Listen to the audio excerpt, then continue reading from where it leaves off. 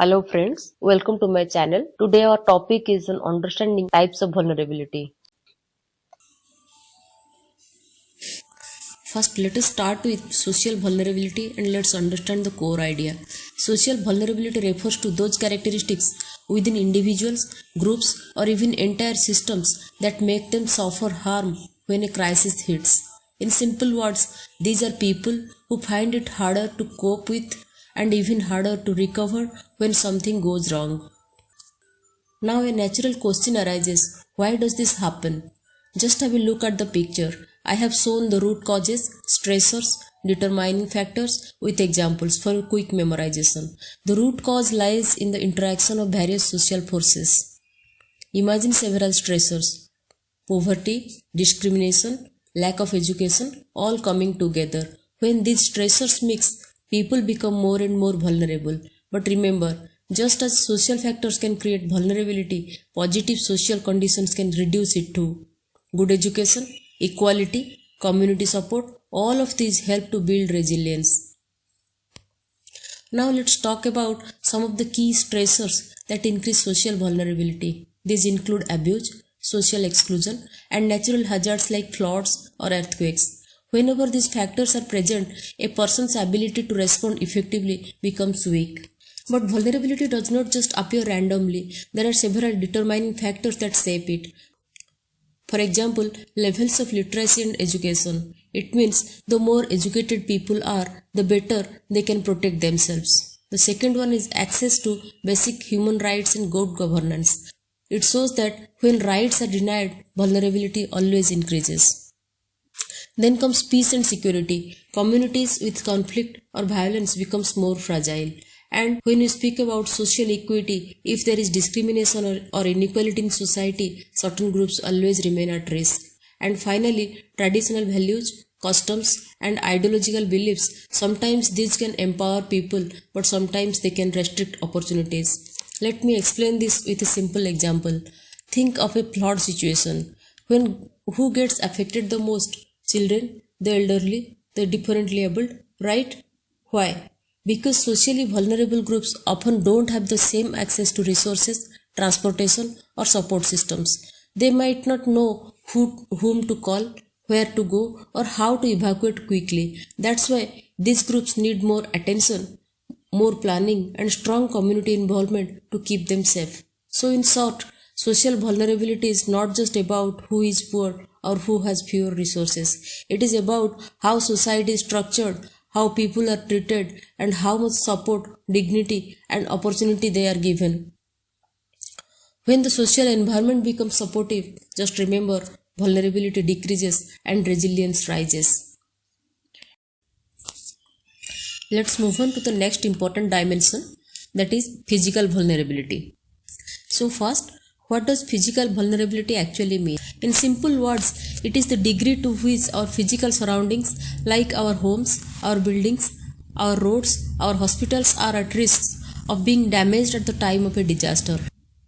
Basically, when the built environment is weak, the people living inside it automatically become more vulnerable. Let's break this down a little more. Physical vulnerability mainly depends on a few determinants. Look at the picture. The first one is geographic location. For example, families living near coastlines in flood-prone areas are at a higher risk. So even if people are strong, their surroundings can make them vulnerable. The second factor is the quality of planning and construction.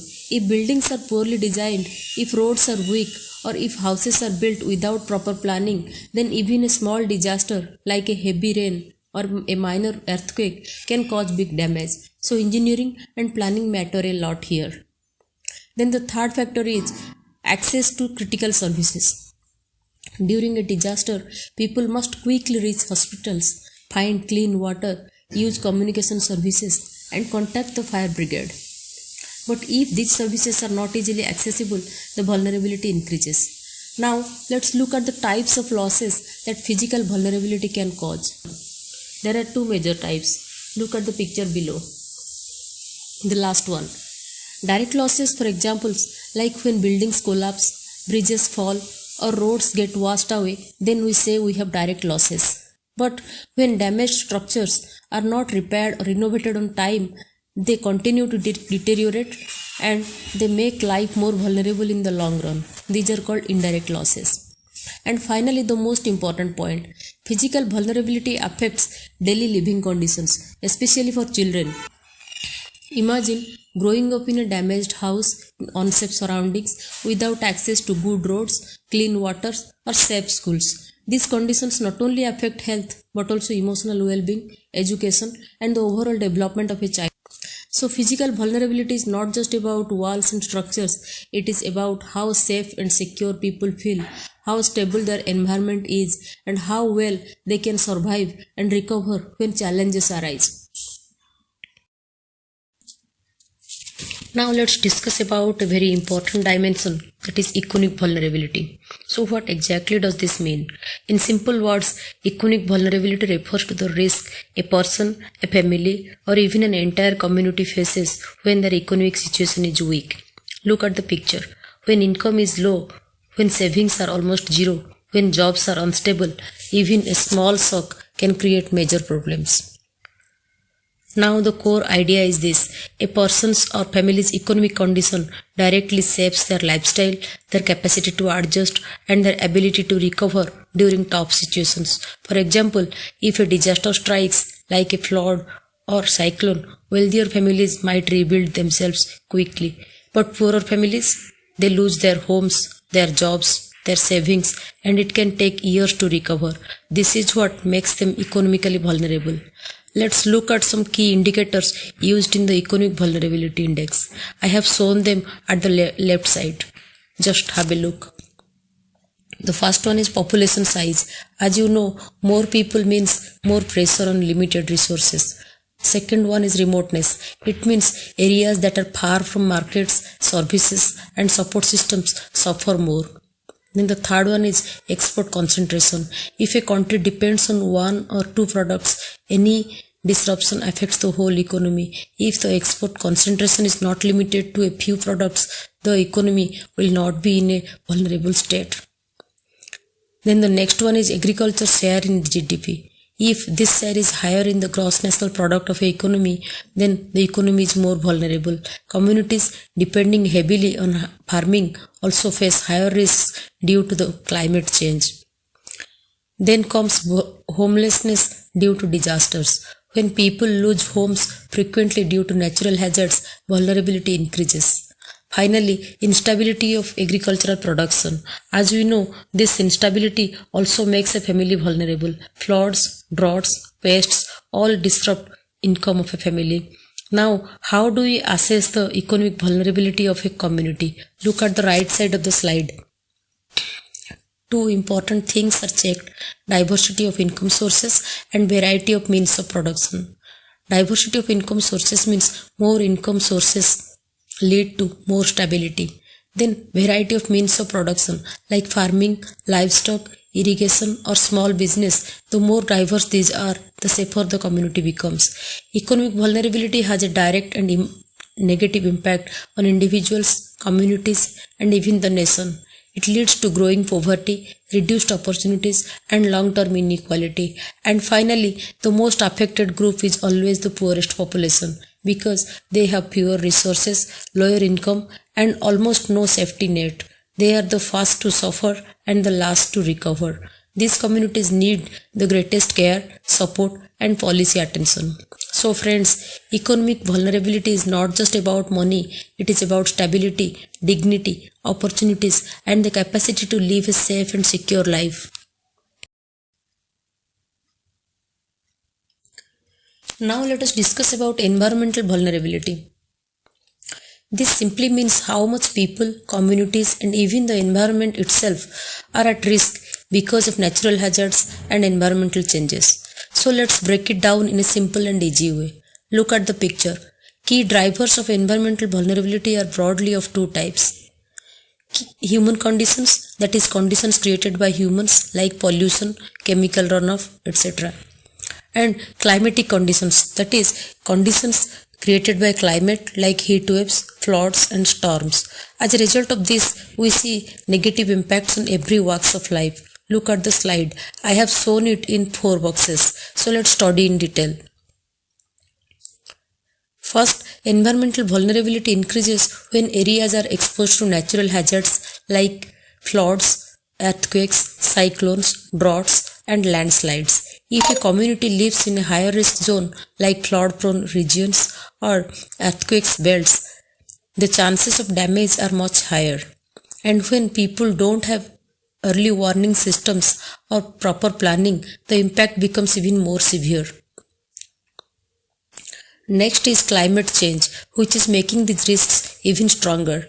Rising temperatures, unpredictable rain, heat waves, and sea level rise all affect millions of people. Coastal areas face flooding, farmlands experience crop failure, and many regions struggle with water shortage. These climate changes directly affect livelihoods, food security, and overall safety. Another major factor is environmental degradation, which means damage caused by human activities. Things like deforestation, soil erosion, pollution, and unplanned industrial growth weaken nature's ability to protect us. For example, cutting down mangroves increases storm damage, and polluted rivers cause serious health problems. It is important to know that environmental vulnerability does not affect everyone equally. Groups like rural communities, indigenous people, low income families, and those living in informal settlements are often more exposed. They may live in risky locations and also have fewer resources to protect themselves. So, why do we need sustainable planning? That is the solution path given on the slide. To deal with environmental vulnerability, we need strong, sustainable planning. This includes ecosystem restoration, climate resilient buildings, good waste management, water and food security, and policies that protect the environment. Improving early warning systems, community awareness, and disaster response can save lives and reduce long-term damage.